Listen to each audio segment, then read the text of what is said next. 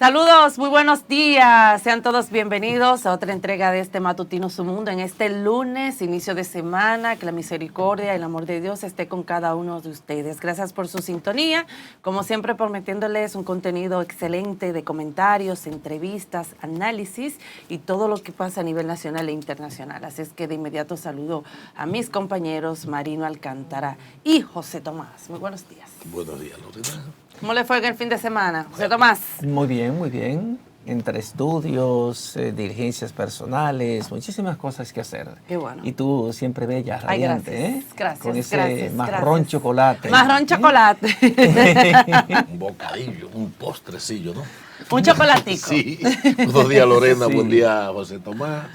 Bienvenidos, amigas y amigos, fieles seguidores de este Matutino Su Mundo. Ustedes, que son los mejores, empiezan el día con el mejor Matutino Su Mundo de Multimedia Su Mundo. Somos televisión global, televisión comprometida. No olviden seguirnos en los canales 101 y en el 1101 HD de Claro, el canal 81 de Altiz, el 46 de Win Telecom, canal 20 de Telecable Dominicano, el canal 647 de Amazon Fire TV y en más de 60 sistemas de cable en las provincias del país. Y para ustedes, esa comunidad latina de la diáspora, nuestros dominicanos y dominicanas, estamos en el satélite UTEL y en todas las plataformas digitales disponibles para llegar a ustedes con contenido serio y comprometido. José Tomás, compañera Lorena. Bueno, hoy estamos al lunes, el 9 de octubre, un inmenso placer que ustedes nos otorgan a esta hora de la mañana para penetrar a sus hogares y llevarles el contenido que preparamos cada día para todos ustedes. Hoy es un lunes en el que seguimos inmersos con la atención centrada en el conflicto entre Israel y Palestina después del bombardeo producido de manera sorpresiva por el grupo terrorista Hamas. Eso fue el viernes en la mañana. Hubo una respuesta bastante contundente de Israel y hay una cifra total de muertos de 1.313, 2.200 heridos por parte de Israel, 2.300 heridos por parte de Palestina y los muertos por parte de Israel son 700 y 413 por Palestina. Pero también de este lado del mundo tenemos nuestros problemas, nuestras dificultades con las cuales lidiar. Por ejemplo, sigue la atención de todos puesta en la frontera y la evolución que va teniendo el conflicto a raíz de la construcción de un canal para trasvasar aguas del río Masacre o río Dajabón, como también es conocido. Sí, ahí el tema ya es, hay una provocación haitiana, porque lo último que han hecho estos grupos en Dajabón ha sido tratar de hacer un muro sobre el muro divisorio, sobre la línea divisoria, una manera de reaccionar en contra del país, pero son grupos que ustedes saben que acéfalos, que están tratando de seguir provocando un conflicto. Fue necesario que la policía y el ejército lanzara unas bombas para evitar que se siguiera haciendo eso. Pero nada, señores, en medio de este fin de semana que hemos estado bajando la cabeza de tantos misiles y fuego en esa zona de Medio Oriente, Lorena, tenemos una sorpresa. Así Dime, es, cuéntame. una situación dada en la frontera dominicana con la haitiana que no sabemos hacia dónde va a parar. Mientras tanto, las autoridades dominicanas se le han hincado a la OEA para que venga aquí a hacer ese levantamiento. Da pena y vergüenza lo que está pasando, porque si inicialmente se buscara, por ejemplo, lo que es el lado diplomático, lo que se buscara, por ejemplo, de que la OEA interviniera desde un inicio, tal vez todo lo que está pasando lo hubiésemos evitado. Pero ahora le estamos pidiendo a la OEA, totalmente hincados, que vengan aquí y hagan su levantamiento. Pero bueno, sí, tenemos una sorpresa. Dime, que estoy una nervioso. Sorpresa internacional. Ay. Un periodista de larga data, corresponsal de CNN, es politólogo y muchos de ustedes lo han visto aquí ya con nosotros, colaborando de una manera u otra con informaciones de interés internacional. Tenemos con nosotros al periodista Willy Lora, desde Miami. Le damos la bienvenida a República Dominicana y al Matutino Su Mundo. Bienvenido, Willy. Bienvenido, Bienvenido. Qué bueno estar aquí. Muy bien, de estar aquí en la mañana con mucha energía. En el matutino ya. Con mucha energía. Nos facilita el trabajo hoy. Bueno, sí, como muchísimo. un gran analista internacional. Sí. Lo tenemos aquí precisamente en el momento que tenemos que bajarnos, por lo tanto, fuego cruzado entre Israel y Palestina con Así el grupo es. Hamas. Entonces, tenerte aquí para nosotros es un gran privilegio. Bienvenido y cuéntanos cómo ve esta situación, hermano. Es complicada. Yo creo que el ataque terrorista del viernes ha puesto al mundo a ponerle atención al tema de Palestina e Israel. Obviamente los cientos de muertos que han habido en ambos lados, las masacres que vimos en la frontera del lado de Israel, la frontera muy difícil. O sea, inclusive en un festival que estaba lleno de turistas, porque no se habla mucho de esto, creo que 260, 270 de los muertos fueron turistas que fueron a ese festival en la frontera de Israel con Gaza, con la franja de Gaza, y hay muertos y desaparecidos estadounidenses, alemanes, suecos, o sea, canadienses, Noruega. Entonces vamos a ver también de qué manera estos países reaccionan en términos de qué tipo de alianza harían con Israel para ayudar en este último conflicto. O sea, lo que ha venido pasando es lo que se ha venido hablando, el tema de la influencia de Irán en estos países, y inclusive Irán financia al grupo terrorista Hamas, que es en realidad quien es la autoridad en Palestina y en Gaza.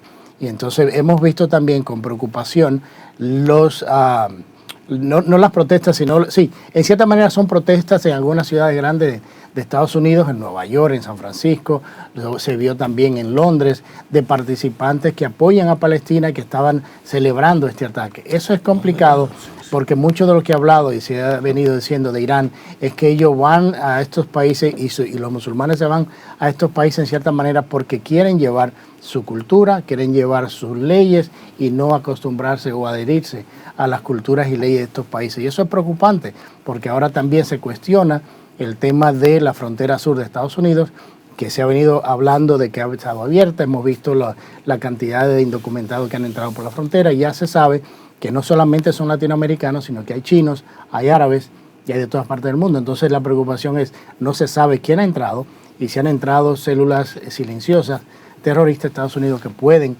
hacer este tipo de daño. Entonces el blindaje, ¿qué ha pasado con ese blindaje que nos han presentado bueno, Israel? El tema que Israel sí obviamente hubo un fallo de inteligencia muy grande, pero al mismo tiempo, según la información que se maneja, es que con la asesoría de Irán, que ya sabemos y lo dijeron públicamente, que ayudaron a planificar y a financiar este ataque en Israel, la cantidad de misiles que lanzaron al principio, estamos hablando de 3.000 y pico de misiles, fue demasiado para el sistema de defensa aérea que tiene Israel, que ha sido muy efectivo en cuanto a los misiles que llegan tanto sea del norte como del sur de la franja de Gaza. Entonces creo que eso también tuvo mucho que ver con el impacto.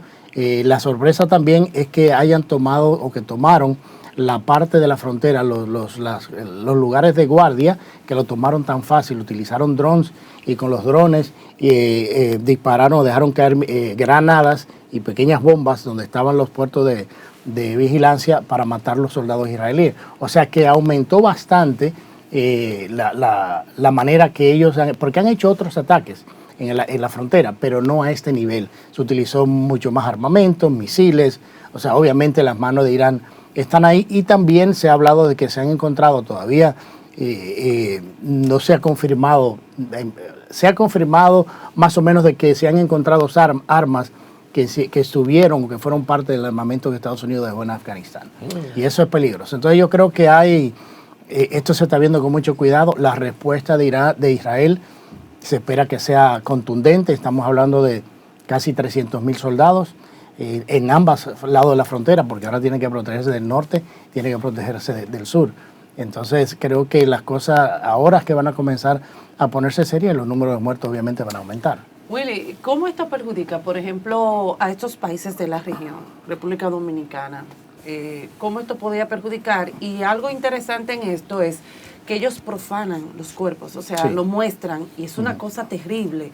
Por ejemplo, inicialmente observábamos también cómo presentaba el cuerpo de una joven de Canadá que su familia la reconoció por los tatuajes que tenía, que también fue al festival que se estaba celebrando allí, y otra militar que no se sabe todavía si está muerta o la tienen secuestrada. Esas dos preguntitas breves. Hay muchos videos que hemos visto que son garrafales, que o sea, que inclusive para de niños metidos en jaulas, de soldados siendo mutilados, también civiles, he visto videos de civiles, o sea, cosas increíbles, ancianos, niños secuestrados, golpeados, ha sido garrafal, o sea, la brutalidad ha sido muy difícil de ver en pantalla, y yo creo que eso, en vez de ayudar a una causa, que inclusive creo que el mismo gobierno de Palestina dijo, no, nosotros no tenemos nada que ver con esto lo ha hecho jamás, pero están ahí, están en tu territorio, entonces es muy difícil de que se pueda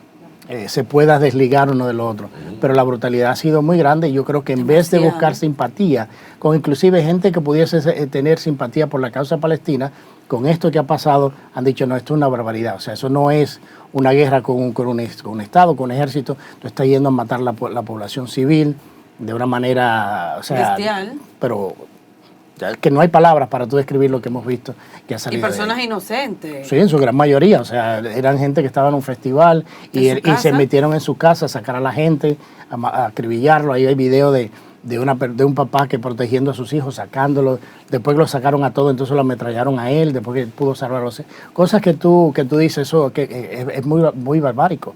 Y entonces, yo creo, ¿cómo esto perjudica? Por ejemplo, a estos países de la región, fue de la otra pregunta que hice. ¿Cómo lo perjudica? Yo creo que ahora es el momento, como cualquier ataque, cuando pasó en el 9/11, como han pasado otros ataques terroristas, el mundo tiene que apoyar la decencia, la cordura, que es lo que debe prevalecer. Yo creo que ahora el tema de apoyar, como hemos visto en ciudades grandes, a lo que pasó el viernes, está fuera de la conciencia. Yo creo que en la guerra, más allá de lo que hemos visto del viernes para acá, es como decía el líder iraní, de que la idea es la ley de ellos. O sea, no es terminar en cierta manera con el cristianismo, con lo que nosotros conocemos, y creo que eso es muy difícil. Ok, entonces, desde que estalló el primer bombardeo, el primer ministro de Israel, Benjamín Netanyahu, dijo que no se trataba de una incursión, que no se trataba de una simple operación, sino que era una guerra abierta hecha por Hamas. Y lo que ustedes hablan de la manera en cómo presentan de manera sádica a los cadáveres, cómo secuestran a la gente, obviamente que forma parte de la intención de generar terror, porque es un acto terrorista. ¿Hasta dónde puede llegar esto? Porque ya Estados Unidos envió refuerzo, envió portaaviones para apoyar a Israel. Los países y los grupos proiraníes están apoyando la actuación de Hamas. ¿Hasta dónde puede esto llegar? Bueno, esto puede llegar muy lejos, porque es que Estados Unidos envía un portaaviones y lo que dice el presidente o el Pentágono es que lo envía para resguardar los intereses de ciudadanos americanos que están allá. No ha dicho, no lo voy a enviar para que se involucren en el conflicto, que es otra cosa. En el lenguaje ya han sabido manejarlo, porque dice, bueno, vamos a enviar un portaaviones para involucrarnos en el conflicto directamente. Ya eso tendría otras connotaciones. Ya China, Rusia, y que están muy pegados con Irán, dirían, bueno, nosotros también vamos a mandar otro tipo de armamento para ayudar. Entonces ya eso se complicaría. Como quiera se va a complicar. Se va a complicar más porque Israel ahora mismo va a pelear por su sobrevivencia. Entonces eso implica que el mensaje que como dijo ya el primer ministro de Israel y dijo el ministro de Defensa, van a eliminar de la faz de la tierra jamás. O sea, lo van a salir a buscar donde quiera que estén. Entonces es una campaña que no va a terminar ahora, va a costar mucho, va a costar vidas, pero usualmente los inocentes también pagarán el precio, pero lamentablemente los grupos terroristas utilizan eso, escuelas, mezquitas, hospitales para instalar sus misiles, para guardar armamentos. ¿Por qué? Porque saben que son sitios vulnerables, que si se atacan, que los israelíes atacan estos lugares, lo utilizan mediáticamente para decir que están matando civiles y están detrás de los hospitales. Entonces yo creo que va a ser muy difícil. La comunidad internacional ha respondido en su gran mayoría de una manera positiva en el apoyo a Israel, y también hemos visto cómo la misma ONU se espera que se pronuncie de cierta manera en cuanto al tema. El pronunciamiento ha sido de condena, pero se espera algo más fuerte. Y es difícil, la situación es difícil y vamos a seguir a ver cómo se va desarrollando según pasando los días, pero es muy complicado. Willy, compañeros, ¿qué les parece si vamos a ver una historia de este Euronews donde nos habla sobre la situación que actualmente está atravesando Israel? Israel recurre a las fuerzas especiales para tratar de arrebatar a los combatientes de Hamás el control de 4 emplazamientos tras el ataque sorpresa del grupo militante.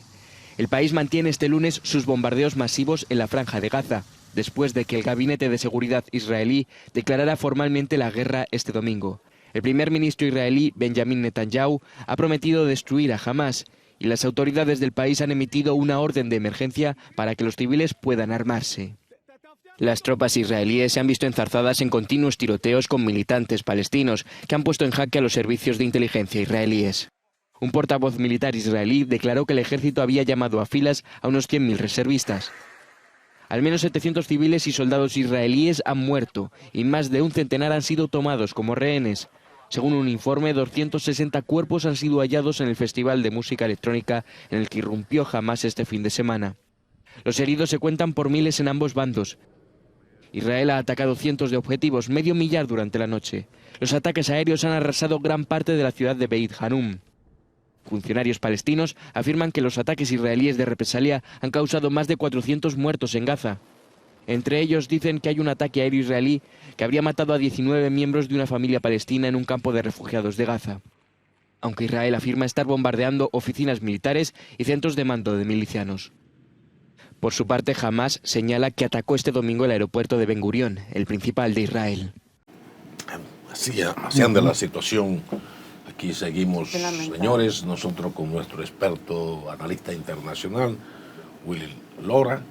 Willy, pudiéramos decir, que ya planteado el problema que tenemos entre Rusia, Ucrania y la OTAN, donde bandos poderosos están tomando posición frente a este estallido en Israel, que es un brazo de los Estados Unidos, pudiéramos decir que estamos en la proximidad de una tercera guerra mundial. Bueno, no se puede pensar que no, como tú decías, hay muchas cosas involucradas ahora, pero lo que yo en el trasfondo veo es que se han abierto todos estos frentes de conflicto a nivel global y entonces muchos se cuestionan dónde ha estado el liderazgo de la Casa Blanca, porque acordémonos que en la administración pasada, en los 4 años, nunca hubo un conflicto, o sea, no hubo guerras. Se firmó, él evitó todo eso, supo negociar, llegó al acuerdo de Abraham, que ha sido el acuerdo que había mantenido la paz en esa zona, pero entonces vemos lo de Ucrania, vemos ahora lo de Israel, vemos otros conflictos en otros lugares y decimos, ¿dónde está el liderazgo? O sea, para muchos preocupó ayer de que en el día, uno de los días más complicados ayer, el presidente de los Estados Unidos, su agenda estaba vacía y en la tarde un barbecue con los amigos y familias de los empleados. O sea, eso se ha criticado mucho porque, o sea, tú eres el líder de la libertad mundial y del país más poderoso y está pasando todo lo que está pasando, pero yo me voy a ir a un barbecue con los amigos a pasarme la tarde como si nada estuviese pasando. Entonces yo creo que también la óptica no es muy buena cuando es en el momento que tú debes estar liderando y tienes que estar informándole al país, porque inclusive hay americanos que han muerto, como ya sabemos, hay otros que están desaparecidos. Y entonces creo que el momento no era para un barbecue, el momento era para mostrar liderazgo. Y creo que mucho de eso y mucho de lo que ha pasado, como ha avanzado China en ciertos teatros, como decimos, en el Mar del Sur de China, como ha instalado nuevas bases, como ha seguido creciendo, es porque no ha habido un liderazgo, porque inclusive para la misma Asamblea General de la ONU en septiembre, el mes pasado, China y Rusia no fueron. No asistieron porque lo encontraron irrelevante. Entonces, si lo encuentran irrelevante, ¿qué quiere decir eso? Que la geopolítica global ha ido cambiando y la gente y los países le han pedido el respeto a Estados Unidos por el hecho de la falta de liderazgo. O sea, enviaron portaaviones, envió un mensaje, pero debió de enviar otro mensaje. No de que, bueno, vamos a enviar... Pero tú lo puedes enviar porque el tema es estratégico para Estados Unidos en relación de Israel y tiene que mostrar fuerza, pero tú no dices, lo voy a enviar para ver si puedo ayudar con el rescate de los americanos. No los americanos, estás en un conflicto con tu aliado. O sea, tú eres el quien maneja la OTAN. Entonces, envía un mensaje diferente. O sea, yo no voy a cuidar solamente a los americanos, vamos a cuidar los intereses de Estados Unidos. Y por eso estamos enviando un portaaviones con su escuadrilla de cruceros y bombarderos y todo eso. Entonces yo creo que el mensaje no ha sido el que debió de enviar, sino ha sido un mensaje muy, muy flojo, y es el problema que decía, el tema del liderazgo de Estados Unidos. Wow. ¿Sabe que, Willy, que muchos tal vez estarán preguntando qué es lo que está pasando en el mundo? Rusia y Ucrania, Israel actualmente que ha sido bombardeado porque es una guerra histórica totalmente entre con los palestinos, pero ¿qué es lo que está pasando? ¿Tiene que existir un desorden, como dicen, como para que venga el orden? ¿Qué pasa? Lo que decía Marino en ese momento, a lo mejor estamos a punto de llegar a ese momento, de que se necesita un reseteo global para que las cosas se alineen, porque mira cómo se van perdiendo los valores, se han venido perdiendo los valores con todos los temas que ya conocemos, esa falta de liderazgo que te hablaba, la cuestión de estos países que tienen una economía abierta pero mantienen sistemas políticos socialistas, como lo hemos visto en China, como se practica en Cuba, se quiere hacer en otros lugares. Entonces todo esto ha venido a un punto en que a enfrentar básicamente sociedades, las sociedades están enfrentadas, la división, la polarización interna en los países. Entonces la unión, el diálogo, esas cosas se han ido perdiendo. Porque se necesita mostrar poder. Se necesita poder, como decía Reagan, liderazgo. O sea, hay que saber negociar desde un punto de vista de fuerza. O sea, no te voy a entrar, como decimos nosotros aquí, pero quiero que sepa que tengo con qué responder. 1.000 y pico de muertos, 1.313 y casi 5.000 heridos entre los dos bandos, Israel de un lado, Palestina del otro. No es suficiente desgracia para que los dos países se sienten a pensar y se sienten a entender la necesidad de entenderse, de llegar a un acuerdo. Es que para que eso suceda, ambos lados necesitan entender que hay que llegar a un acuerdo.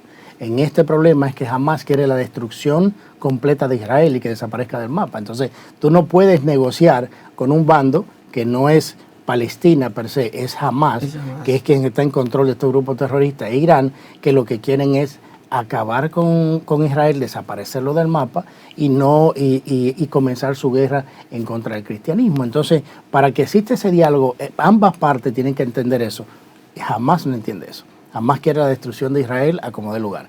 Entonces ese es el gran problema. Y como decía hace un minuto, la ofensiva israelí ahora va a comenzar. O sea, estos muertos y heridos que estamos hablando ahora, de 1.300 y pico de muertos, de 5.000 heridos, fue solamente lo que fue el ataque y la respuesta inmediata. Ahora viene la avanzada de 300.000 soldados israelíes dentro de Gaza y proteger su frontera norte, que nadie sabe lo que va a pasar ahí. Willy, Eso va a ser muy complicado. Esto es solamente el comienzo. yo pienso, Willy, el sistema americano, que es un sistema que está por encima del presidente, ¿tú no piensas que con los fallos que ha tenido el presidente Biden de la propia salud que él presenta, que incluso quien debiera ser el gran líder en este momento, encabezado por él, se ha convertido en una especie de meme internacional? ¿No debiera el Senado, hay algún mecanismo sistémico en los Estados Unidos que pudieran, digamos, inhabilitar al presidente para que pueda, digamos, Estados Unidos no presentarse como un país acéfalo? Sí, o sea, existe, está la enmienda 25 y demás, pero lo que pasa es que quienes debieran de aplicar eso son parte del problema. O sea, nosotros entendemos en el punto analítico lo que pasa en Estados Unidos es que el presidente Biden es una figura puesta ahí, pero que en realidad mueve la política de Estados Unidos está en la gente de Obama, ese campo de políticos, esa extrema izquierda ahora que se está moviendo en Estados Unidos, que era en ese momento el Partido Demócrata Bernie Sanders, Ocasio Cortez, esa ala del partido tiene muchísima fuerza. Entonces, ¿qué pasa? Una persona que gana una presidencia básicamente desde el sótano de su casa, y porque, no sé, hizo muy poca campaña. Muchos entendíamos al principio de que no era la persona correcta. Ahora el 70% de los estadounidenses dicen que no lo es y que no debiera de reelegirse, no solamente por su edad, sino por su capacidad mental y reflectiva y de qué manera se maneja. O sea, el ejemplo ese es más claro que te acabo de decir. Está este conflicto, su agenda abierta y déjame ir para un barbecue. Entonces yo creo que eso es lo que ha puesto a Estados Unidos en una situación de poco liderazgo y de poco respeto, porque como decía hace un momento, 4 años atrás, cuando estaba el presidente anterior, Donald Trump, nada de esto se veía y había pudo establecer conversaciones importantes con China, con Corea del Norte, con el mismo Rusia, no hubo guerras. se sentía un poco más de seguridad, logró el acuerdo de Abraham con Israel. Entonces, ese tipo de liderazgo es que no existe ahora en la Casa Blanca. Wow. Bueno, Willy, gracias por haber estado con nosotros. ¿Algo más que agregar? No, estoy súper contento de estar aquí. En República Dominicana. En vez de hacerlo por Zoom, hacerlo aquí en vivo con ustedes. Bueno, Pedro te tiene ahorita que comprar ya tu mangucito, sí, ya para que ya tú te vayas aplatanando un poquito. Desayuno y café. Gracias, Willy Lora, por haber estado con nosotros. Si ustedes no se muevan, vamos a una breve pausa comercial. Muy buenos días, amigos de Matutino Su Mundo. En este momento conversamos con María Herrera Mellado. Ella es abogada de migración y hacemos contacto desde Miami. Muy buenos días, María. Gracias por estar con nosotros.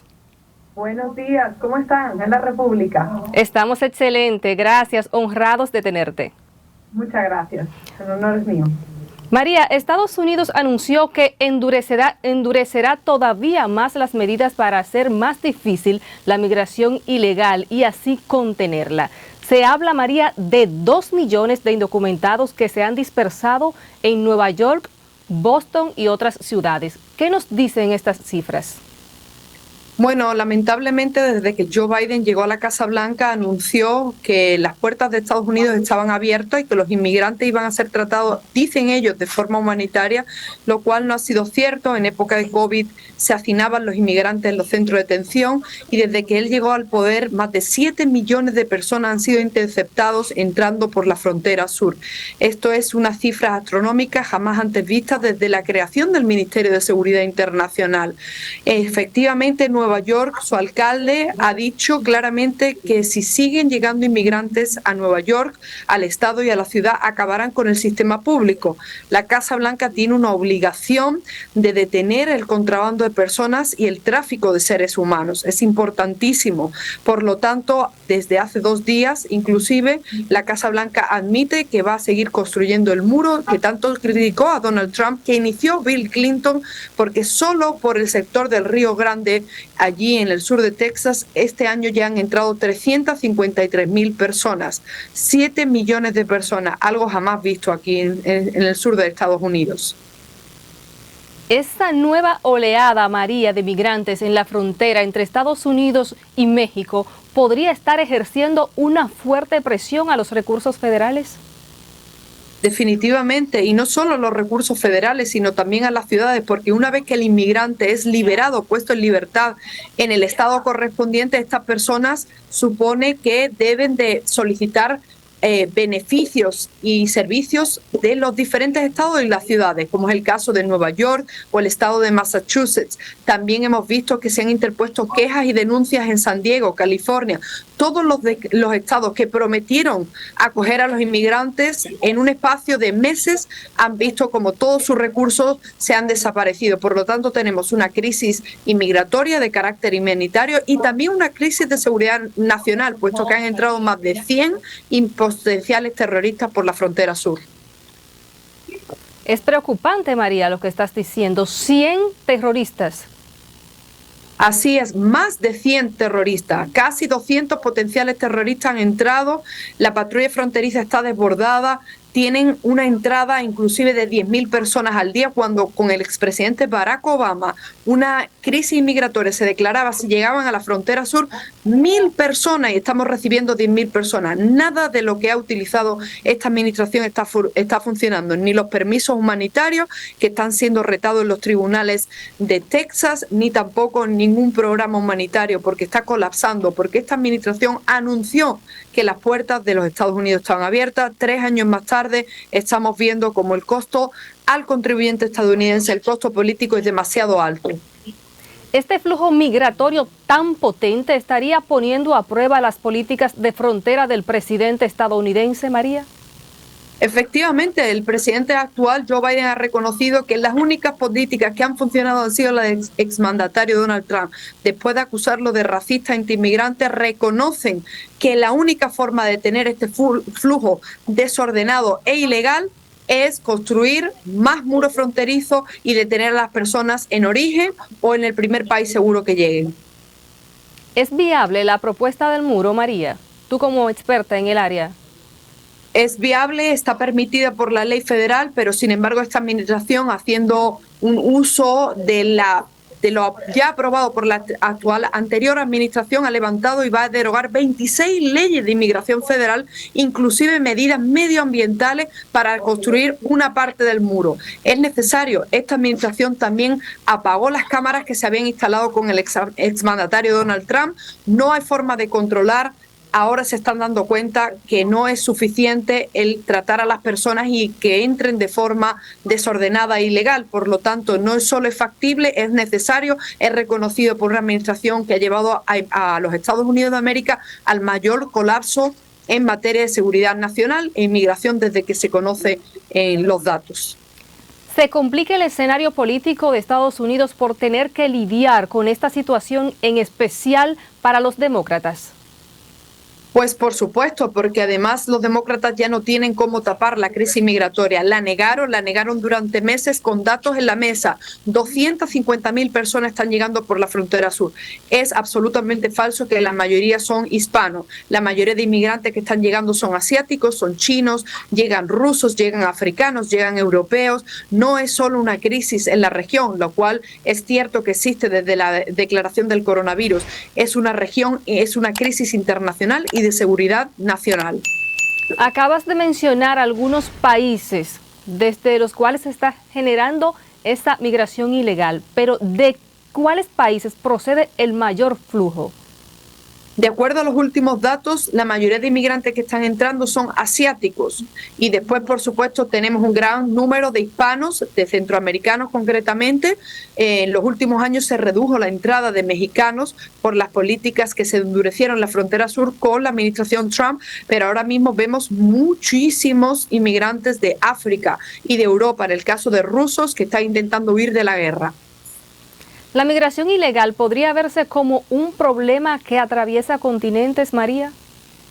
Claro, porque esta mayoría de inmigrantes que están llegando han atravesado 6 o 7 países como mínimo de forma ilegal o irregular, siendo además personas que se ponen al tráfico humano, que son expuestas al secuestro, las mujeres a violación. Es realmente una crisis provocada por la Casa Blanca, servida. Y no hablemos del chantaje que está recibiendo por parte del régimen de La Habana, del régimen cubano o de la tiranía de Nicolás Maduro, porque Cuba ya le ha dicho a Estados Unidos, si quieres que colaboremos en detener la inmigración ilegal, tienes que permitirnos levantar las sanciones y hacer comercio con nosotros. Por eso, como efecto dominó, además tenemos ahora que se están levantando las sanciones y ya se puede invertir en la dictadura cubana, ya se puede invertir en la isla que tiene muchísimos presos políticos, que tortura al disidente político. Por lo tanto, esta administración está aceptando los términos del régimen de La Habana. ¿Qué significa esa aceptación por parte de la administración de esos términos? Pues significa simplemente la permitir que se sigan violando los derechos humanos de miles de cubanos que no aceptan la tortura, que no aceptan que se les mate de hambre. Significa también que estamos negociando con la tiranía de Nicolás Maduro, que estamos además levantándole sanciones a todas esas empresas que se demuestra que están en connivencia con el régimen de Nicolás Maduro. Significa que Estados Unidos pasa de ser de un país que lidera y denuncia las violaciones de derechos humanos, como fue con el anterior expresidente Donald Trump, a un país que con Kamala Harris, que con Joe Biden, permite la persecución de nuestros hermanos cubanos, venezolanos, nicaragüenses, y que además permite que por nuestra frontera sur entre personas que tienen determinado y decidido acabar con el sistema de los Estados Unidos. Conversabas ahorita que se está dando mucho el tráfico ilegal de personas y que mujeres en todo ese periplo han sido hasta violadas. En materia de derechos humanos, ¿qué lectura le das a esto? La lectura es que esta catástrofe creada desde la Casa Blanca permite, como han dicho Médicos Sin Fronteras, que más del 50% de mujeres sean violadas. En un documental del político demócrata que corre a la presidencia de Estados Unidos y que va ahora como independiente, Kennedy, que se acercó a la frontera, se demuestra cómo se apagaron las cámaras que controlaban la frontera sur y se tienen que mandar drones. Con los drones se ha descubierto el árbol de la violación, donde cada día amanecen desprendidas y tiradas por el suelo miles de píldoras del día después, miles de píldoras de aborto, de mujeres que han sido violadas, de niños que han sido violadas simplemente porque quieren llegar a los Estados Unidos de esa forma. Los Estados Unidos ahora mismo están permitiendo el tráfico de personas, la explotación sexual. Hay denuncias de ciudadanos chinos que han sido llevados y forzados a Nuevo México para trabajar en condiciones infrahumanas por dólares por hora. Es decir, estamos permitiendo todo el tráfico de mujeres, de personas, de inmigrantes por el simple hecho de no detener la inmigración, el contrabando de personas y no hacerle frente a los carteles de las drogas y al crimen organizado. Acabas de describir un escenario dramático, María. Háblame un poquito del régimen de consecuencias cuando vemos todo esto. Las consecuencias son que la administración de Joe Biden en el día de ayer decidió eliminar leyes de medio ambiente que protegen los ríos, que protegen el desierto, que protegen nuestro país para seguir elevando el muro fronterizo, porque está demostrado que en 3 años no han hecho absolutamente nada y que ya de cara al mundo somos un país que ayuda con el tráfico de personas humanas, y el gasto político a Joe Biden y al Partido Demócrata será tal que las próximas elecciones podrían caer por el simple hecho de no haber contenido la entrada de cientos de miles de inmigrantes por la frontera sur. Según lo que hemos conversado, María, la migración ilegal está traspasando fronteras y República Dominicana no escapa a ese fenómeno social. ¿Cómo observa lo que ocurre en el país en ese orden? En República Dominicana es básicamente, lo miramos y entendemos a nuestros hermanos dominicanos que pidan un control, una entrada legal y ordenada de ciudadanos de otros países. Es totalmente factible, la soberanía nacional debe imperar, y si bien puede existir una inmigración humanitaria, tenemos que hacerlo de forma legal y ordenada y unos límites, es decir, los inmigrantes tienen que entrar en cuanto haya una necesidad por parte del país que los recibe y siempre que esté documentado una persecución en su país. No podemos permitir lo contrario, porque estos casos solo acaban con un aumento de la delincuencia, con una cantidad de personas que además rechazan al inmigrante por sentirse, como dicen ellos, invadidos.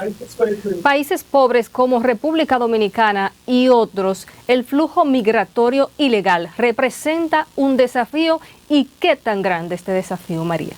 Para cualquier país, no solo para países que sean pobres. El mismo Estados Unidos está demostrando como una ciudad como Nueva York, una de las ciudades más ricas del mundo, donde el coste de vida es el más alto en Estados Unidos, una inmigración de 10.000 inmigrantes al mes. Solamente 10.000 inmigrantes al mes acaba, como dice su alcalde, en 3 años con el sistema público. Entonces no se trata de ser países pobres y ricos. Por supuesto, los países menos desarrollados, con menos recursos, tendrán un coste, o sea, se enfrentarán a un mayor reto. Pero cualquier país hoy en día del mundo, si no controla la inmigración, se ve abocado a arruinarse y además a empobrecer a sus ciudadanos.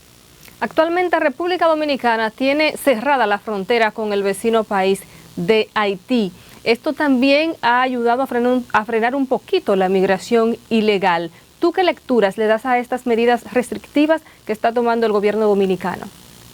A mí no me gusta, digamos, emitir unas declaraciones así abiertas sobre políticas extranjeras de países hermanos que, como vengo diciendo, toman medidas coyunturales. Efectivamente, aquí en Estados Unidos, para que se hagan una idea, 7, casi 8 millones de personas que han entrado en 3 años ha hecho que muchísimas personas, inclusive los abogados de inmigración, esto tenemos que tenerlo claro.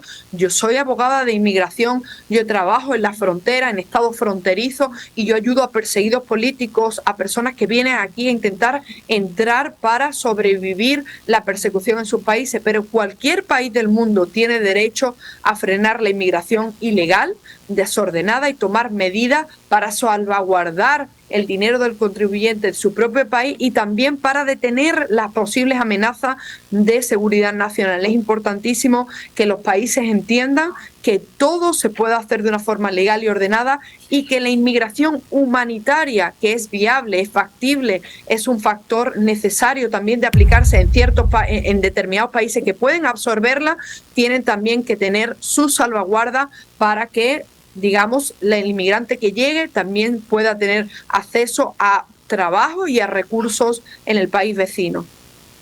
Muchísimas gracias, María. Era María Herrera Mellado, abogada de inmigración, que se conectó con nosotros desde Miami. En este momento hacemos una breve pausa, pero usted continúe con nosotros, que en breve regresamos con más.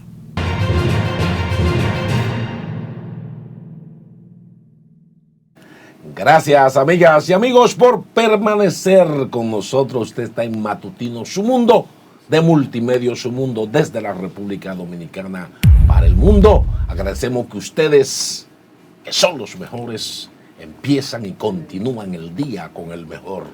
Matutino, su mundo de multimedia, su mundo, porque aquí no callamos ni ocultamos la verdad. José Tomás Paulino, ¿qué tenemos? Aquí tenemos a nuestro invitado del día de hoy, miembro del Comité Político del Partido de la Liberación Dominicana, exministro de Industria y Comercio, senador por la provincia de Barahona, José del Castillo Sabiñón, a quien damos la bienvenida. Nos honra con su presencia en el día de hoy. Bienvenido. Bueno, un placer estar aquí con ustedes y compartir con toda la teleaudiencia que le sigue en esta mañana. De verdad que contento, tenía mucho que no te veía. Sí, un placer y aquí para mí. Estamos. Y verlo aquí sobre todo. ¿Cómo no? A la orden. Bueno, senador, hay muchos rumores actualmente. Vamos o a sea, entrar que en dice el materia política. son rumores, son rumores. Son rumores.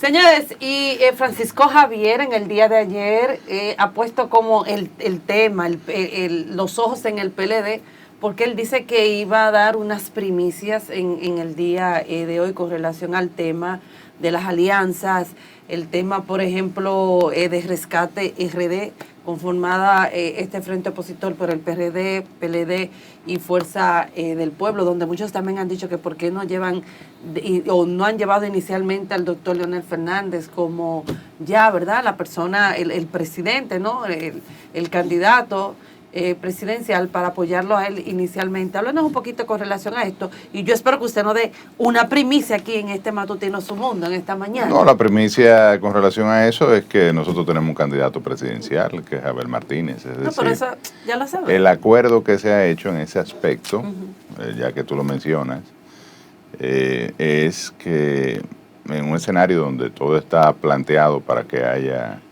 un proceso de segunda vuelta, porque hay los 4 partidos mayoritarios, todos llevan candidaturas individuales y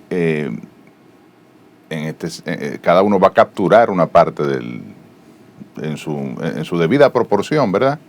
Una parte del electorado, evidentemente del voto que se va a producir en las elecciones de mayo. O sea que es difícil para una organización o uno de los candidatos que se presenten, incluso para el presidente de la República, que es quien lleva la ventaja en este proceso, como natural es un presidente en reelección, a pesar de los inconvenientes que tiene su gestión, pues hay que reconocer que el hecho de ser el presidente de la República y contar con esa plataforma, pues le da una ventaja. Pero es improbable, no es matemáticamente imposible, pero es muy improbable que haya una definición en primera vuelta. Y en ese escenario lo que se ha planteado es un pacto desde el horizonte de Rescate RD, que es esta alianza que se ha hecho en toda la oposición y que hemos dicho que debe ampliarse. Me parece que las declaraciones de Francisco Javier en el día de hoy han creado esta expectativa, van en ese sentido. Entonces el pacto que se ha hecho para la parte presidencial es que el que clasifique para la segunda vuelta pues será apoyado por los demás. O sea que vamos a esperar cómo se desempeña el crecimiento electoral de las distintas ofertas que tiene la oposición y bueno, el desenlace de las elecciones de mayo. Nosotros entendemos que el candidato Abel Martínez tendrá el apoyo de los demás, porque será quien clasificará en este proceso de segunda vuelta, que de seguro se va a dar. ¿No le dará, por ejemplo, la seguridad del doctor Leonel Fernández de ganar las elecciones cualquiera que mayo? clasifique, o sea, apoyándolos inicialmente, porque, por ejemplo, él está muy por encima, sería más bien la palabra, de Abel Martínez, según las encuestas. Primero, las elecciones no son hoy. Es decir, todavía hay un proceso que es lo que, digamos, es el trasfondo de por qué se toma esta decisión de pactar para un escenario de segunda vuelta. Es decir, los candidatos están haciendo su labor de promoción. En el caso de Abel me parece que es la figura más fresca, con menos tasa de rechazo y que tiene mayor capacidad de crecimiento de aquí a mayo. Por otro lado, lo que se vislumbra es que cualquiera que clasifique en una segunda vuelta será prácticamente el presidente de la República por varias razones. La primera, el gobierno está empeñado en vender la idea de que el presidente Abinader básicamente va a un trámite electoral el año que viene, un trámite de ley, que ya prácticamente está reelecto como presidente de la República y que se iría en primera vuelta sin ningún inconveniente. Cuando esto no ocurre, evidentemente que va a tener un impacto desde el punto de vista de la percepción de la población de su posicionamiento real. Y en segundo lugar, es muy difícil, no digo que es imposible, porque todo en la viña del Señor es posible, pero es difícil que algunos de los que sean parte del bloque opositor o algunos de los que no clasifiquen, pues apoyen a Luis Abinader, porque son opositores precisamente del gobierno del PRM. Entonces todo indicaría que este apoyo, el que sea que clasifique, este apoyo que quede de los candidatos que ya, pues, lo que logren ser tercer y cuarto lugar, se irá al que quede en segundo lugar y prácticamente, por eso digo, esa figura que clasifique en segundo lugar, que nosotros entenderemos que sería Abel Martínez, pues recibirá el apoyo de los demás y prácticamente sería el presidente de la República. Solo va a estar, se necesitaría esperar los 30 días que establece la Constitución para que se produzca el balotaje y su triunfo en una segunda vuelta. Mire, senador, yo pienso que hay alianzas y hay momentos políticos que son contra natura. Porque aquí todo el mundo sabe que tres partidos juntos, tres grandes, como lo es la Fuerza del Pueblo, el PLD, el PRD y los aliados, no hay forma de que el presidente Luis Abinader gane las elecciones. Primero porque nunca ha sido tradición en ese partido, ese grupo, ganar una reelección, más las condiciones que todos conocemos. ¿Por qué someter al país? Y ahí la clase política tiene que tener una responsabilidad. ¿Por qué someter al país a un posible escenario de segunda vuelta? Cuando aquí, hasta los chinos de Bonao saben que el que está en primer lugar con toda la posibilidad para ser el próximo presidente Luis Abinader es Leonel Fernández. Que por más que Luis Abinader haga los intentos que está haciendo de mantener una especie de burbuja, todo el mundo sabe que la diferencia que hay de ese liderazgo del presidente Leonel Fernández, 3 veces presidente, con un crecimiento sostenible exponencial. Entonces yo pienso a veces, claro, cada partido tiene que tener su narrativa y tiene que defender.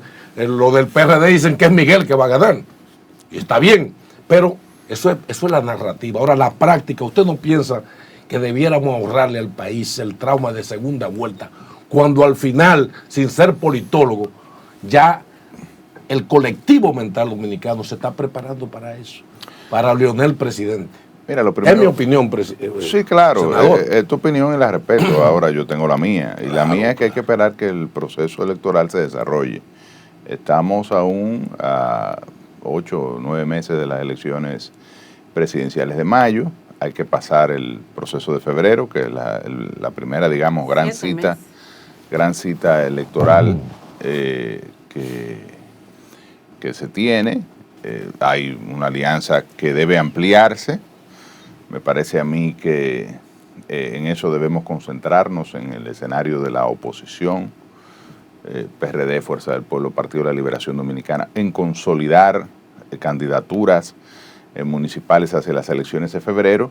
E igualmente en el plano congresual es un error pensar que se pueden llegar a alianzas para mayo, en febrero o en marzo, que es en febrero es la fecha, digamos, de depósito ante la Junta Central Electoral, y que tenemos tiempo.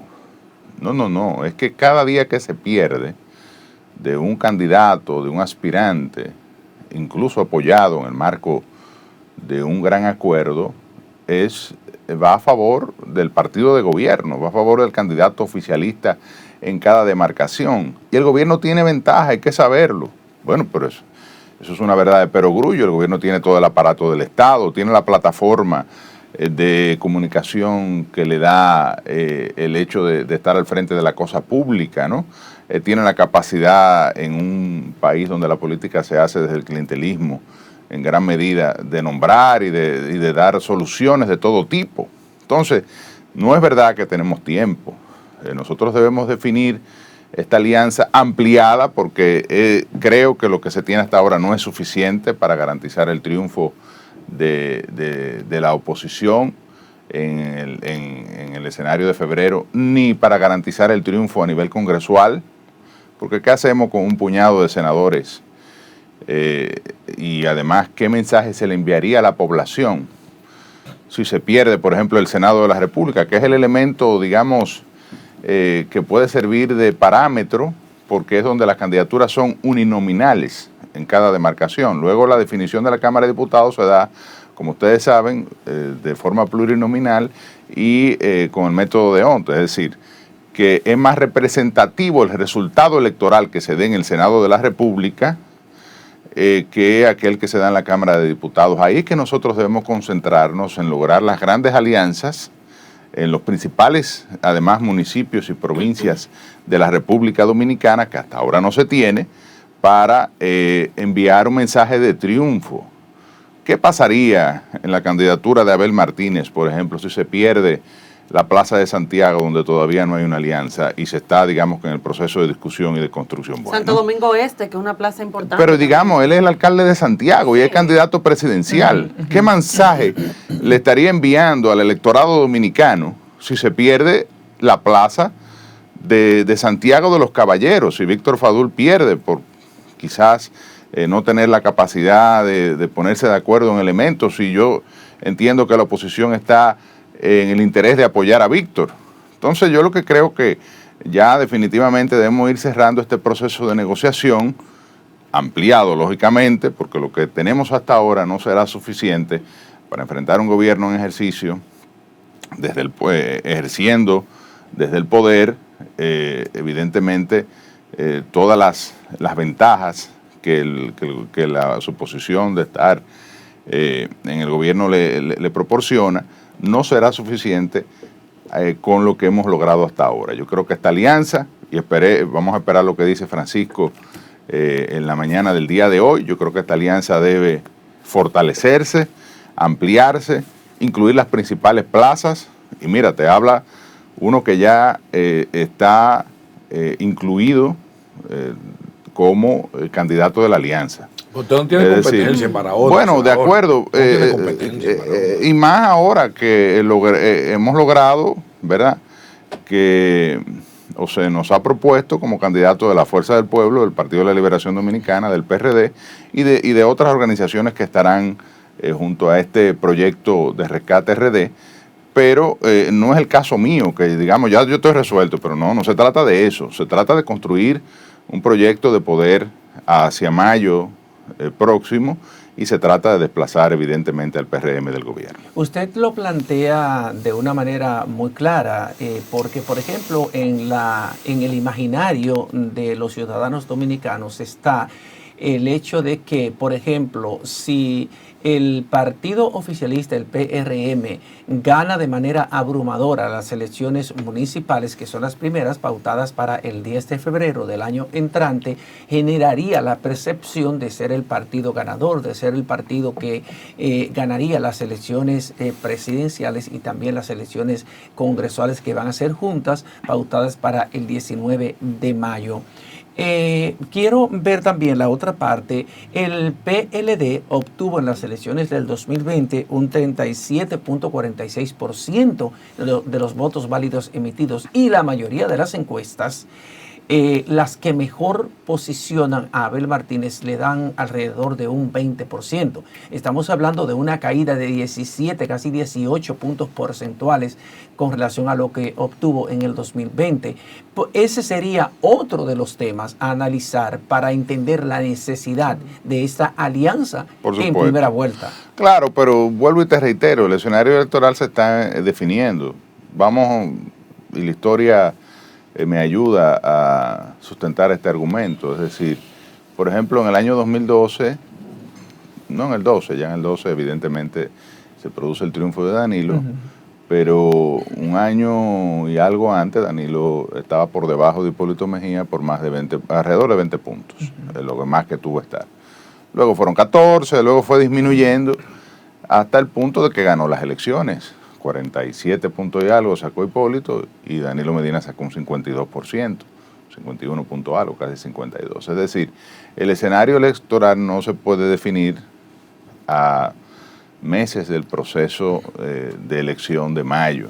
Estamos en una campaña que prácticamente está iniciando, digamos, su fase más activa. Ahora, de hecho, el candidato nuestro será proclamado ahora en octubre en una asamblea que deberá ratificar, ¿verdad?, el proceso que hicimos interno de selección de los precandidatos a la presidencia de la República, y donde salió ganador el compañero Abel Martínez. Es decir, esto es un trabajo de día a día, por eso y de construcción de un proyecto de poder. No solamente en la candidatura individual del PLD, sino en la oposición, porque ahora debemos vernos como un bloque opositor que se enfrenta al gobierno. Un ejemplo además que se ha materializado en muchísimos otros países. El gran ejemplo democrático, digamos, del siglo XX lo fue la Concertación chilena, que logró administrar ese país durante más de 20 años después de la dictadura de Pinochet. Entonces, en un gran acuerdo nacional para estos fines. Entonces yo pienso que el escenario en la República Dominicana está dado para que desde el punto de vista electoral esta alianza se fortalezca y se cumplan los pactos que hasta ahora se han logrado, y en un escenario, como he dicho desde el inicio, que lo que pinta es para una segunda vuelta, el que clasifique en segundo lugar será apoyado por los demás. Evidentemente, fortalecer hasta a febrero con los candidatos, que además esta es una alianza que se ha dado de abajo hacia arriba, porque ha habido resistencia en las cúpulas de ambas organizaciones políticas. Cuando me refiero a ambas, digamos, Fuerza del Pueblo, PLD, en uno más que otro. De hecho, a veces uno ve declaraciones estridentes y planteamientos que no, digamos, que no se alinean a la lógica electoral y de conveniencia política. A veces uno percibiría que hay varias agendas, una de ganar y otra que no, y otras que no sé hacia dónde se dirigirían. Pero la labor nuestra, en el caso mío como miembro del comité político de mi partido, como representante no solo de una provincia, sino de una región, porque tengo una plataforma electoral política y de vinculación en toda la región Enriquillo, y además como, digamos, una figura nacional del PLD, estará siempre el objetivo que más le conviene a mi partido. Y en este caso, que estoy convencido, no solamente yo, sino un grupo mayoritario, que vuelvo y te digo, inició desde la base de esta organización, de que hay que incrementar esta alianza, hay que maximizar el alcance para las elecciones de febrero, y hay que llegar a acuerdos importantes para lograr el triunfo electoral en las congresuales y evidentemente facilitar el triunfo en un escenario de primera o de segunda vuelta. Así es. Por ejemplo, dentro de Rescate RD hemos visto que ya llegaron a un acuerdo, ¿verdad?, con la Alcaldía del Distrito Nacional.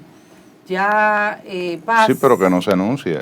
No, pero es lo que es, por ejemplo... Una cosa es lo que se dice y otra cosa es lo que hasta ahora tenemos. Sí, pero por ejemplo, Paz retiró ya su candidatura, o lo hicieron retirar su candidatura. ¿Qué se espera de que ya la Fuerza del Pueblo, porque incluso en una entrevista, Domingo me dio esa premisa diciéndome de que la Fuerza del Pueblo lo iba a apoyar a él? Y veo que ya Rafael Paz, retiró sus aspiraciones. Lo que se ve ya es que la Fuerza del Pueblo va a apoyar a Domingo Contreras en la... Y además solo lógico, digamos, ¿verdad? Claro, es lo más lógico. Ahora bien, veo que José Dantes todavía no cede. Lo veo todavía, por ejemplo, que él dice de que no hay alianza con la Fuerza del Pueblo, por ejemplo, en la parte de la senaduría, de retirar su candidatura y apoyar al senador de la Fuerza del Pueblo, al aspirante a senador de la Fuerza del Pueblo. Me gustaría saber su opinión con relación a esto, porque es una manera de José Dantes presionar, tal vez para negociar alguna posición más adelante, o que realmente él se resiste a esto. Mira, ahí habrá que preguntarle a él, porque, ¿verdad? Y él, además, las expresiones que ha establecido públicamente es que, evidentemente, se siente, digamos que seguro en sus aspiraciones. Yo lo respeto y realmente es el candidato de mi partido, o podría ser el candidato de mi partido, porque esa es una posición que está reservada. Es decir, eso no está definido. ¿Podría darse en alianza? Claro que sí, cómo no. Es decir, si tú vas a las encuestas, que de cierta manera es un instrumento de trabajo, ¿verdad?, que usan los partidos políticos para definir este tipo de cosas, lo que apuntan las encuestas es que hay una alianza en el Distrito Nacional para poder competir y consolidar a los candidatos que están mejor posicionados de la oposición. Entonces, lo que yo pienso es que esto debe definirse, y es, digamos, lo que he venido, en lo que he venido haciendo énfasis en el transcurso de esta entrevista. Ojalá mis compañeros de partido, pues los que se resisten a avanzar más rápidamente de lo que nosotros entendemos debemos hacerlo, pues vean estos planteamientos. Y yo creo que un poco en esa línea es que va lo de Francisco Javier en su alocución de esta mañana, o en su entrevista de esta mañana, de avanzar. Esto hay que definirlo, pero además esta aliancita, como se le ha llamado, porque hasta ahora es una aliancita, pero ¿qué es una aliancita? ¿O tú crees que con Barahona, Hermana Mirabal y Atomayor nosotros tenemos la posibilidad de ganar las elecciones congresuales del Senado? Y en el caso de la Romana, en una alianza PRD-PLD con 4 acuerdos. Es decir, ¿dónde es que de manera individual está garantizado que gane un senador de la oposición? En pocos lugares. Ahora se me ocurre uno solo, que es San Juan de la Maguana. San Juan. Sí, Félix Bautista. Sí, porque acostumbramos a decir San Juan de la Maguana y ese es el municipio. Pero no lo es cierto, sí. Dijeron que no. Se ve que tú eres sanjuanero. Pero efectivamente. Pero dijeron que no le pero bueno, lo que te quiero decir es lo lógico, ¿verdad? En el caso, claro, yo entiendo que habría que, claro, para fortalecer a Lenin además, y no solo a Lenin. Todo el mundo sabe aquí que Félix es una figura en San Juan que tiene influencia en muchos distritos y municipios de lo que compone la provincia. Totalmente. Y que su apoyo o su oposición pudiese implicar el triunfo o la derrota en cada uno de esos distritos o municipios. Y ya a la base del Partido de la Liberación Dominicana, desde hace tiempo ha producido un acuerdo en San Juan, lo que hay que validarlo en la cúpula, igual que ha sucedido en Barahona y ha sucedido en muchos otros lugares. En Higüey, ayer conversaba con alguien de cómo se han puesto de acuerdo para postular candidatos a alcalde y a vicealcalde de cada una de las organizaciones, sin que esto haya sido ni siquiera validado a nivel de los partidos. Entonces yo pienso que así como los partidos tienen que poner, o los dirigentes y los aspirantes y los funcionarios, el presidente de la República, los que aspiran a la presidencia, tienen que poner el oído al corazón del pueblo. Los dirigentes de la cúpula de los partidos, los secretarios generales, los presidentes partidarios, los miembros de los organismos de dirección más altos, tienen que poner el oído en su militancia. Senador. Y actuar en consecuencia, porque de lo contrario, aquí lo que está en juego es o desplazamos al PRM del gobierno en el año próximo o simplemente ya nos resignamos a 4 años más del gobierno del PRM y Luis Abinader. Senador, si hay algo que diferencia al PRM en el poder y a los partidos PLD sobre todo y la Fuerza del Pueblo en sus bases, es que las bases del PRM son bases que no cuentan para nada para la cúpula que dirigen hoy los popis. Pero en el PLD, con esa tradición bochista, la Fuerza del Pueblo, un Leonel Fernández que fue en el 96 levantada las manos por los dos grandes líderes, por Balaguer y Bosch, que le endosan prácticamente ese liderazgo. Tiene mucho peso frente a las bases como líder. Acuérdense que cuando Hipólito gana, que Danilo pierde las elecciones, quien le garantiza a esas bases el retorno al poder fue Leonel Fernández, el que garantiza, entra y después garantiza volver al poder.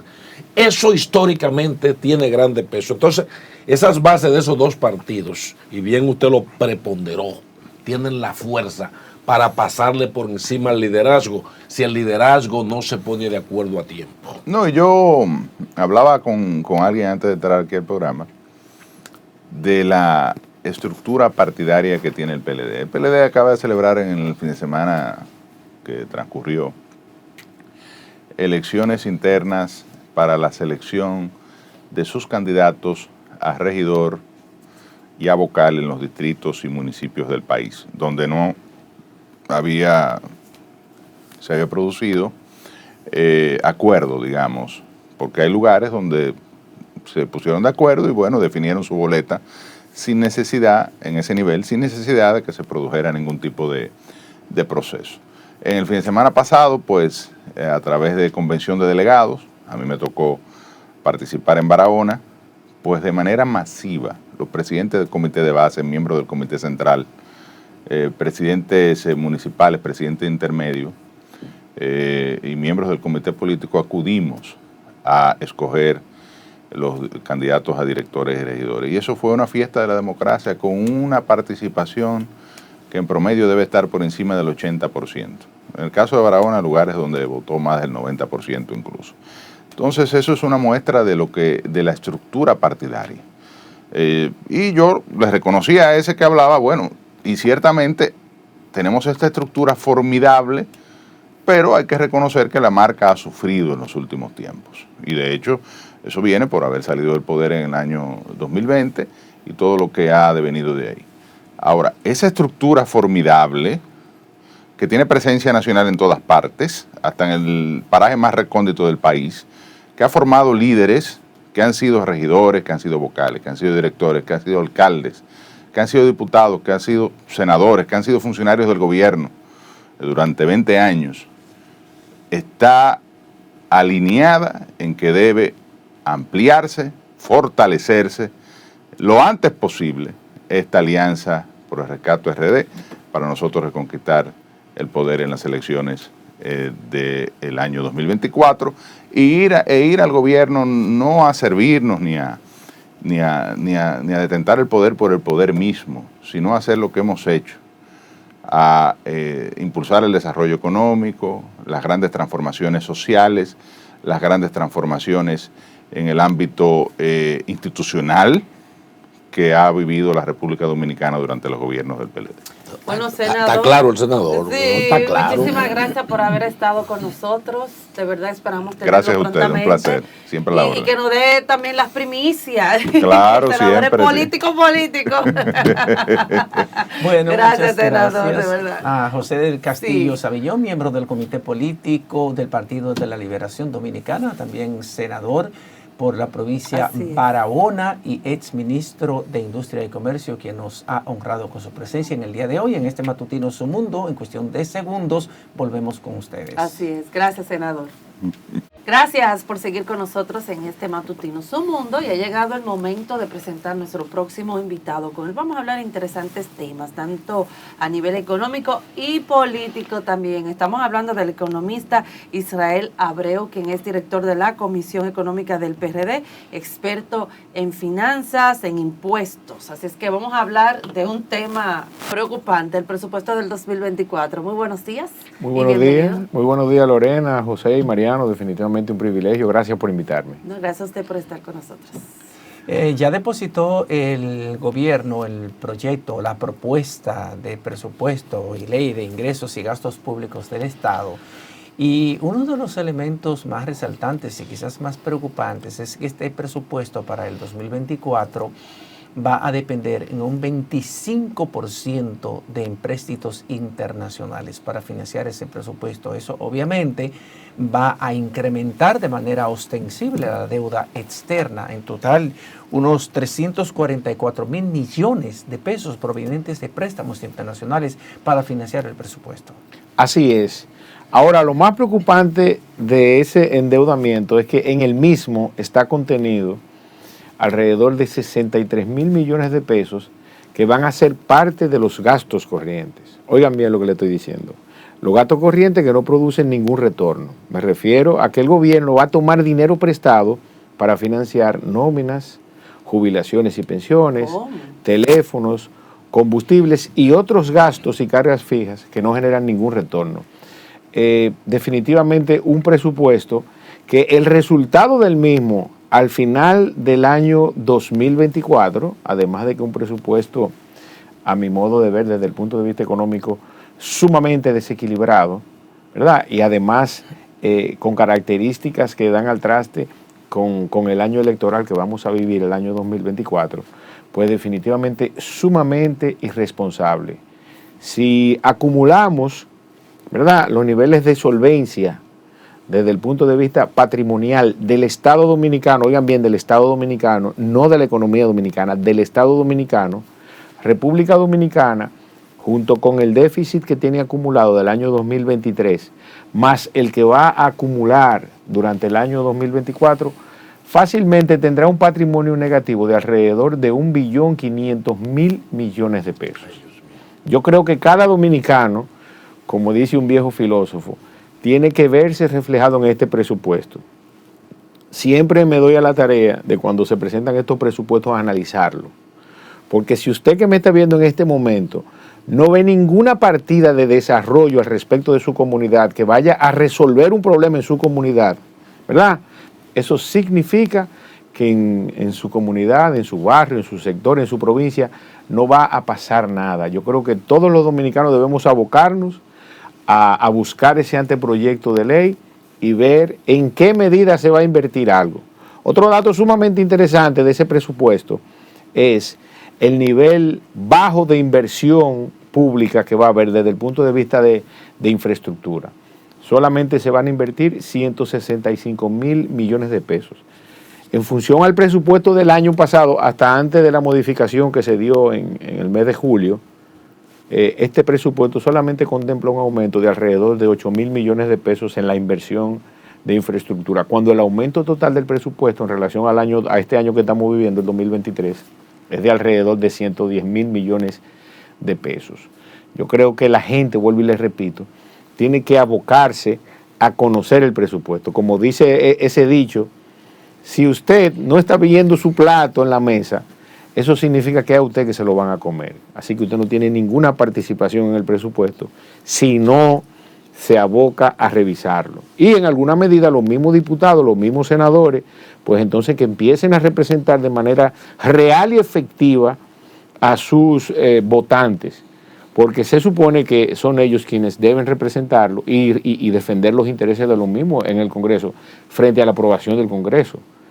Un presupuesto de 1.572.000 millones de pesos, ¿verdad? Y que además va a financiar 63.000 millones de pesos de gasto corriente, debe en alguna medida llamarnos poderosamente la atención. Doctor, lo que usted está planteando es algo demasiado serio, porque de cara al año que viene, con la situación actual que tiene el país, y usted plantea esto con esa crudeza que le caracteriza, estamos diciendo que frente a un sector agropecuario que está abandonado por este gobierno, implementándose importaciones en rubros que el país no hacía antes, o sea, importar azúcar, por ejemplo, aquí se está importando hasta limones de Perú, pollo de Brasil, y el sector agropecuario cayendo. Si usted me está planteando, eso es que para el año que viene el gobierno que le toque asumir va a encontrar entonces un crack económico, es lo que usted está diciendo en otras palabras. Así es. Ay, mi madre. Miren un dato interesante al respecto de eso. El informe de la CEPAL establece que la baja en el crecimiento económico de los años tanto 2023 como del 2024 se debe específicamente a la baja productividad de las naciones envueltas en este análisis. Estamos hablando de América Latina y el Caribe. Y en el caso específico de República Dominicana, hemos sido todos los dominicanos, ¿verdad?, partícipes de las decisiones que ha tomado este gobierno desde el punto de vista de la agricultura, de la agroindustria y de la industria en sentido general, prefiriendo importar hasta pollo o harina o pan en su defecto para satisfacer las necesidades de la población en el entendido, ¿verdad?, de que el sistema agrícola de República Dominicana será que deba desaparecer. Otro dato interesante que tiene este presupuesto es que vamos a pagar intereses por alrededor de un 18.67% del total de los ingresos consolidados. ¿Qué son los ingresos consolidados? Para que la gente tenga una idea. Es la sumatoria de las recaudaciones de la Dirección General de Impuesto Interno, de la Dirección General de Aduanas, de la Tesorería Nacional, de la venta de bienes de capital por parte del Estado, y incluimos ahí las donaciones. El 18.67, estamos hablando de 229,000 millones de pesos que vamos a pagar de interés. Ese es el cúmulo de todas las deudas que se han acumulado hasta la fecha y, claro, el récord que tiene el PRM al respecto de la cantidad de dinero que ha tomado prestado para financiar gastos corrientes. Definitivamente sumamente preocupante. Si no nos hacen caso a nosotros, que estamos en la oposición y que en alguna medida, a pesar de que ellos suponen que son críticas meramente políticas, bueno, porque tomen en consideración la de la CEPAL, como usted acaba de citar. Eso es un hecho. Oigan bien, la economía dominicana para el año 2023, según la CEPAL y la de la región, va a crecer 1.7%. Y República Dominicana hasta la fecha ha crecido 1.5%. O sea que son bastantes reales y eficientes las mediciones de la CEPAL.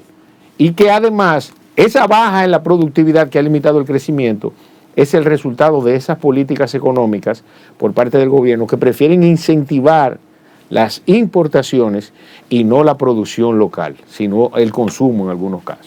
Por ejemplo, hemos visto un deterioro del sistema de salud del país y esto ha quedado expuesto, por ejemplo, con el tema de los hospitales, de que no hay cama, los hospitales están totalmente con una infraestructura que da pena y vergüenza, entre otras cosas. Dentro del presupuesto hay una parte destinada para el tema de salud, ¿y de cuánto? Lamentablemente. No me diga, no. No, lo que pasa es que debo decirlo, el sector salud, que, señores, sin una salud adecuada, no se puede en ninguna medida pretender avanzar en materia educativa, ¿verdad? Avanzar en materia de desarrollo económico, porque el ciudadano debe estar en salud para realizar todas sus actividades. No se puede realizar ninguna labor desde el punto de vista social sin una salud adecuada. Ahora, el tema con la salud no es la proporción de aumento que ha tenido, que la ha tenido, sino una correcta aplicación de esos recursos. Todavía República Dominicana, pese a los sueños que nos vendió el PRM en campaña a todos los dominicanos, pues definitivamente no se ve un plan en el corto, mediano y largo plazo. Ya en el caso del PRM, en el corto plazo, porque ya le quedan pocos meses en el gobierno, así es, le queda menos de un año, entonces ya no veremos ninguna solución. Cualquier propuesta que salga del PRM al respecto de resolver los problemas de salud. Yo escuché a Waldo diciendo y muy acertadamente, ¿verdad?, que los problemas de salud de República Dominicana no se resuelven con una nota de prensa ni en los medios. Hay que fajarse a trabajar en ello, a hacer una correcta aplicación de los recursos, pero de los recursos en todos los órdenes, tanto del recurso humano como de los recursos económicos. No es posible que el presupuesto general del Estado prevea una inversión en publicidad mayor que una inversión en materia, por ejemplo, de medicamentos de alto costo, ¿verdad?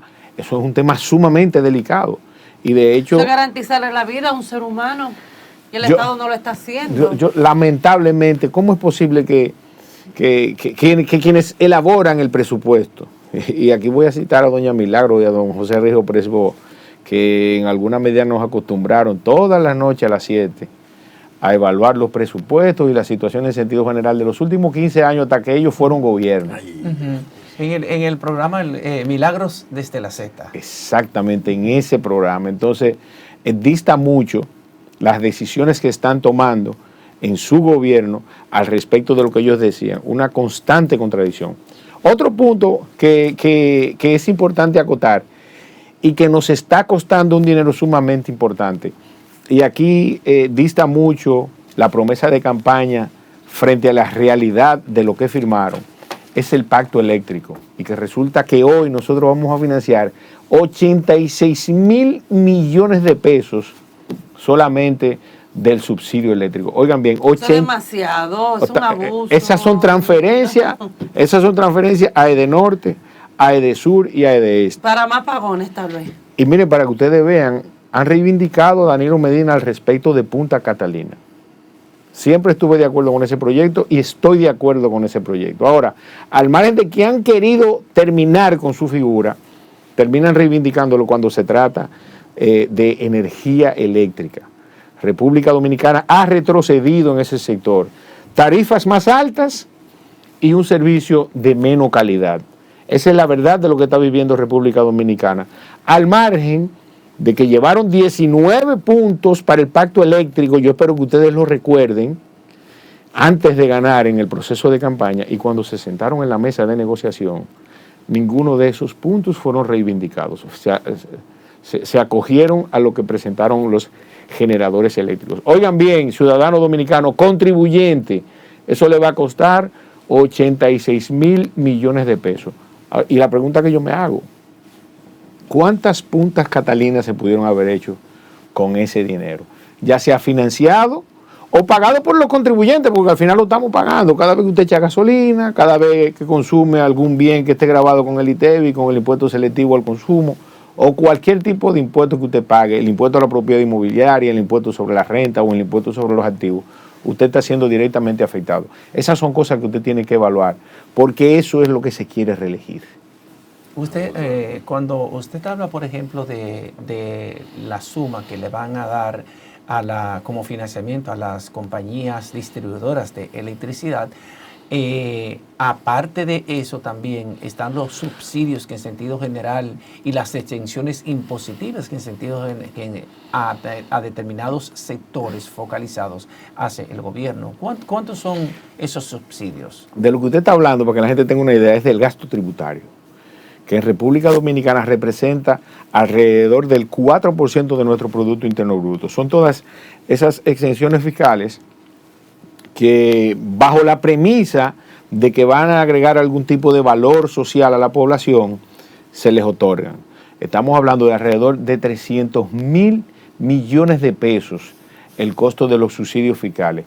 Que con eso, y qué bueno que lo toca porque existía la posibilidad de que se me pasara a recordarlo, la CEPAL informó como segundo punto de importancia en su informe a agosto del año 2023 lo siguiente. Primero, que República Dominicana debe eliminar la evasión fiscal. Y en esos términos, ¿podemos nosotros, partiendo de los informes de este mismo gobierno, que República Dominicana ha reducido la evasión? Pues no. Ha creado mecanismos para que quienes están pagando paguen más. Oigan bien, para quienes están pagando paguen más. No para que quienes no están pagando, ¿verdad?, busquen como alternativa el pagar más impuestos y que nuestra presión tributaria aumente. No. Y segundo, entonces, esa fue la segunda recomendación que dio la CEPAL, que es reducir, ¿verdad?, el gasto tributario. ¿Cómo se reduce el gasto tributario? Evaluando real y efectivamente qué resultados estamos obteniendo de esas exenciones fiscales, de esas leyes que vienen a eximir a un grupo de empresas, que yo no quiero de manera específica citar a ninguna, pero hay unas que solamente benefician a los dueños, ¿verdad?, al respecto de la cantidad de dinero que se están ahorrando de impuestos que deberían pagar y que no están pagando por algún tipo de retribución, por ayudas o beneficios políticos o vinculaciones políticas, para dejarlo hasta ahí. Ahora bien, oigan bien, 300.000 millones de pesos. Con eso se cubre el déficit del gobierno y existe la posibilidad de que podamos amortizar más de lo que estamos tomando prestado para fines de deuda. O sea que, Sí. para que entendamos mejor, y discúlpame, Marino, o sea, en exenciones impositivas estamos dejando de percibir la igual totalidad que lo que le entregamos en presupuesto al sector de educación, un 4% del PIB. Un poco más, un poco más. Y lo grande del caso es que, miren, yo estoy tan en desacuerdo con algunas exenciones fiscales, con el gasto tributario, que prefiero, a pesar de que soy de la oposición y me siento orgulloso de ser PRDista, no he militado en ningún otro partido en los últimos casi 30 años, oigan bien lo que les voy a decir, prefiero que Luis Abinader administre ese 4% y no los sectores privados que lo que hacen es enriquecer sus arcas desde el punto de vista personal.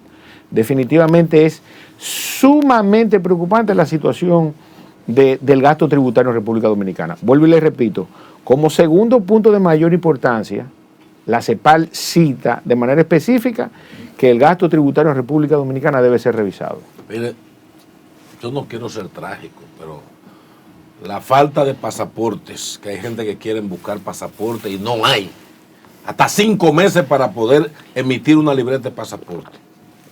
Toda esta permisibilidad que hay para que los importadores del gobierno, los amigos del presidente, hagan lo que están haciendo. ¿Será que hay un plan, y yo no quisiera admitir esto, de que el pueblo dominicano tenga que emigrar de manera masiva para que este país se quede en manos de extranjeros? Dígame a ver para yo irme preparando también, porque aquí habrá entonces un éxodo masivo. Israel. Mire, hay que reconocer que la inmensa mayoría de dominicanos son exiliados económicos, y esa es la verdad. Ahora, la falta de planificación al respecto de la administración de la cosa pública se evidencia en esa migración masiva.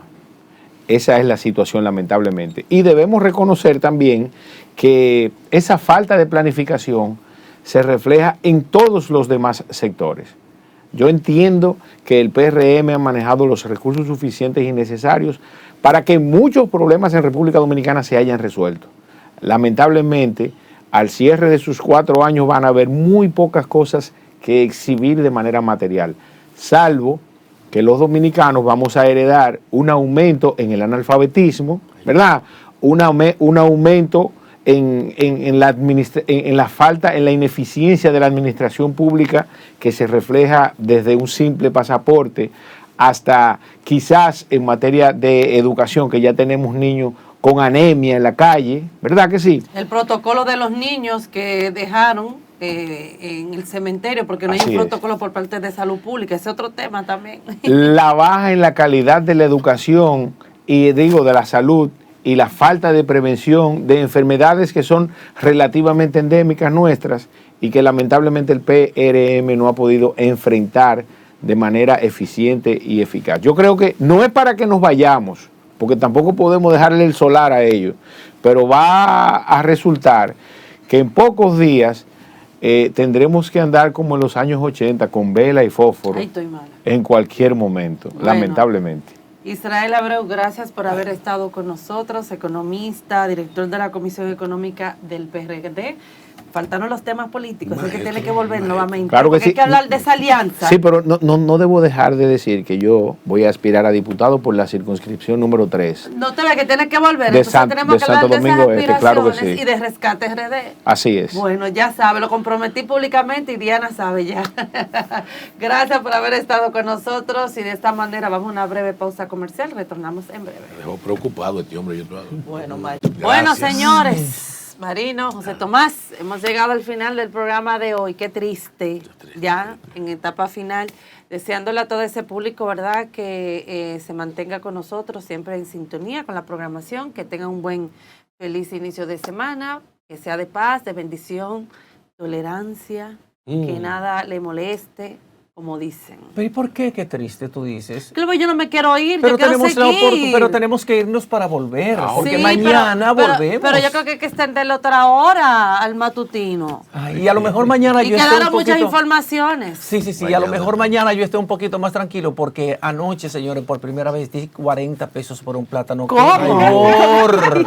¡Qué dolor! Un plátano y 6 guineos. Bienvenido al 85 club. pesos. Eso, ¿Y qué hiciste frito o un mangú? No, es que yo no como plátanos. Lo que pasa es que la otra persona que iba a comer come plátanos y yo lo que consumo es guineo. ¿Y cuál es la otra persona? Un plátano, un sobrino mío, un plátano y 6 guineos, 85 pesos. No, eso es es un abuso. inadmisible en un país que produce tantos Bueno, plátanos. yo espero que ustedes hayan disfrutado ese plátano así, mira, al pasitico. Limber. De verdad. Señores, no compren plátano. Feliciten a Limber, que es el mayor productor Ay, de mi amor, plátano. me En gusta el competencia plátano. con el Ministro de pueblo. Ministro de Agricultura. Agricultura. Señores, Sí, hasta mañana. Ese tiene la paca. Sí. Ay. Pero la paca, La paca. Mi amor, ¿tú te recuerdas cuando lo designaron como ministro de Agricultura? Su rendición de cuentas fue, miren, multimillonario. Y ahora Pero nada, está- señora, vamos a la será despedir A la pausa, ya, hasta mañana. Que yo me quiero quedar, yo no me quiero ir. Gracias a Señora, todos hasta ustedes. mañana. Buen inicio de semana. Bye bye. Su Mundo TV.